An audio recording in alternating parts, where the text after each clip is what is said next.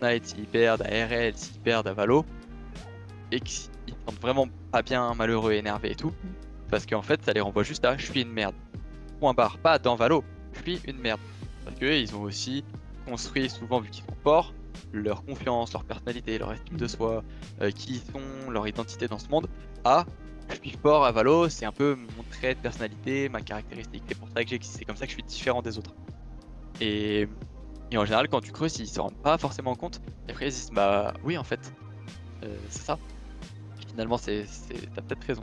Donc ça, souvent, c'est un truc en creusant, ils se rendent compte et ils s'en rendaient pas forcément compte avant, ou pas forcément du bon angle, Pas pas à à tel cette point. ampleur, peut-être, oui, Voilà, c'est ça, bien pas sûr. à cette ampleur. Bien sûr. Je te rejoins pas mal sur l'aspect. Il n'y a pas besoin d'effacer quelque chose du moment qu'en fait tu le contrôles finalement malgré tout. C'est comme quand tu es stressé et que tu vas prendre des boules de stress. On pourrait dire aussi, bah tu Ouais, devrais pas, tu devrais apprendre à gérer ton stress. Oui, bah, laisse-moi tranquille. C'est ça ou ton coup.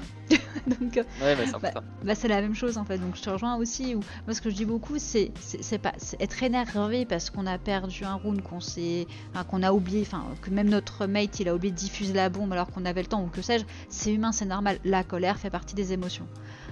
Tu pourras jamais la faire disparaître. Mais par contre, ce qui compte, c'est comment tu la gères et qu'est-ce que tu fais après.